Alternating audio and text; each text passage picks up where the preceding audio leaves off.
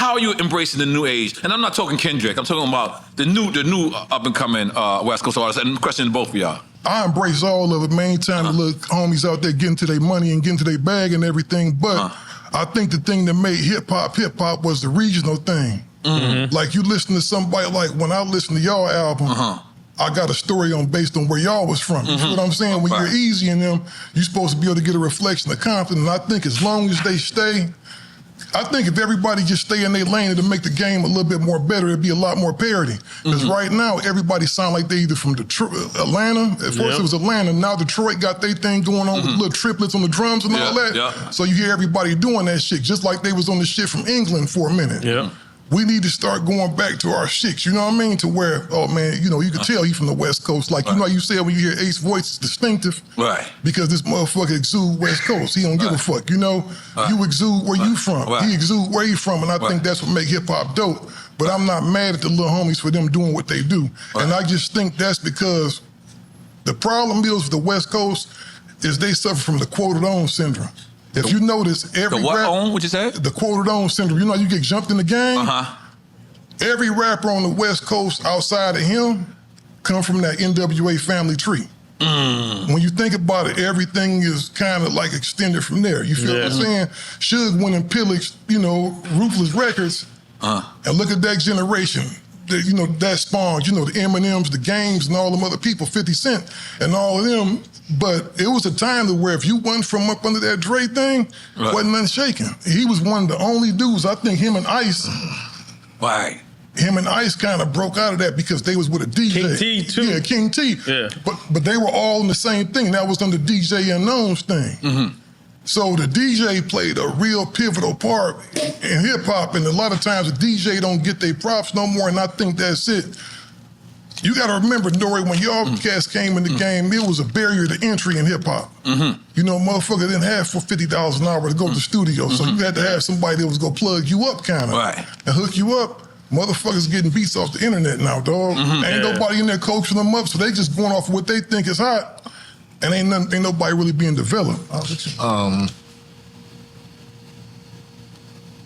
Rap is different, and that's coming from everywhere. My era was telling stories. You know, there was a lot of things we saw as far as growing up in the neighborhood. You know, now, not to take away from the youngsters, you know, because it's a different sound. You feel me? I try to listen, and but like I said, I was 19, 18 once. All I cared about was the neighborhood and who we could pop and who we could roll on. So you got a lot of that in youngster music. We want to, I say, stand on their identity as far as where they come from. But it's different because in my days, West Coast music was about storytelling.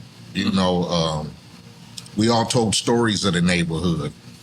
I tried to tell stories of growing up and the negativity I saw as far as both sides. You know what I'm saying? We was gang banging, we was neighborhood, but it was still a downfall to that shit. Like beware stories. Like a lot of stuff is glorified today in young music, you know.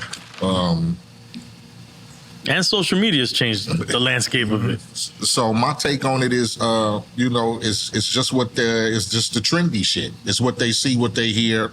It's what they think is popularized. It's what you think they're gonna get a fast buck off of. You know what I'm saying? So that's how I look at how West Coast music is with the youngsters coming up today.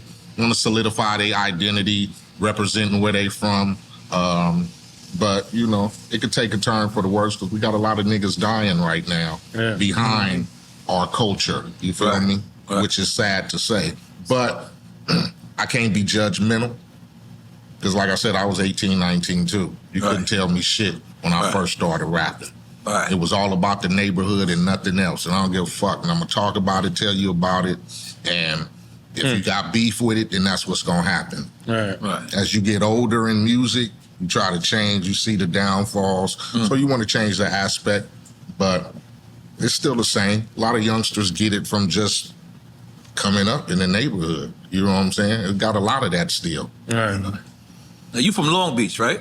Yeah, I'm from North Long Beach. I came out to California originally from Cleveland, Ohio in 88. Wow. 87 going on 88. I went out there to play football and wound up getting into all kind of other shit. You know what I'm saying? All kind of What other did you shit. sign up for? All kind of other Wasn't shit. motherfucking football practice, I tell you that. You know what I'm saying? It's a whole bunch of Talking about these football programs in Yeah. LA and in the West Coast. That's the hood took me under right there. Feel me? Right. Still came out here, out to Cali and was like, got a glimpse of the hip hop and the females and the niggas on the corner and the blocks and that bread. You know what It I'm was saying? just so much motherfucking money back then, man. I ain't have a dime in my pocket, man. And that nigga on the football thing, you know what I'm saying? He getting ham sandwiches and shit. That nigga wanted steaks and shit. I'm gonna tell you the allure of the motherfucking cripping and the blood, and I never got into the gang banging aspect because it was the money. You feel what I'm saying? Right. I had a homeboy one day. I was like, man, he called me Ohio when I first came out there. Ohio. Man, Ohio, you need some bread, dog. Man, you need to get you a sack. And I said, man, what's the sack? You know, let me get with a sack. I went over and saw the Mexican homie, man, got a 5-0 double up, $50 double up, man. It was on from there. Motherfucker was scaling, changed the motherfucker's life for the negative. But I'm gonna tell you, man, it was different back then in the West Coast. It was real grimy, man. It was dangerous. Hell yeah, and once you get a pistol in the back of your head a couple times, dog, that'll make you kind of redirect. You feel what I'm saying? Right. You kind of redirect because that shit was real. Ain't nothing to be glorified. There was a lot of foul shit that went on, you know? Right, because you being from Long Beach and you being from Compton, right? And to see this gang culture, like that shit is like almost as big as hip hop. Oh, definitely. Like it's worldwide.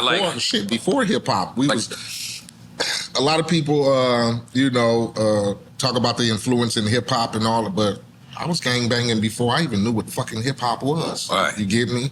Like I just came from Paris and I seen Crips in Paris. Yeah, internationally. Word, For sure. It's everywhere. Yeah. For me, like I said, growing up, it was, me, moms, my sister, my little brother. Pops wasn't in the home. Neighborhood was rough. You kind of you fall into it, and so it was before hip hop. Right. I was gang banging. You get me? I kind of half and half. You know what I'm saying? I was fully gang banging when I put out my first record, second record. You get me? When you say gang banging, when you say when you put out your second record, you mean I was still in the neighborhood. He was active. Okay. He was active. Yeah, I was still in the neighborhood. Wow. I didn't know where else to go.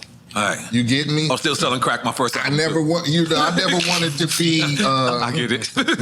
I never wanted to be looked at as the rap nigga. Right. You get me? I'm the hood. One nigga foot in, still. one foot out. So we leave the studio, we to the hood. Right. We leave a show, we to the hood. You get me? I had concerts, I go pull up tour bus in the hood and put every motherfucking nigga from the neighborhood, and we go into the concert.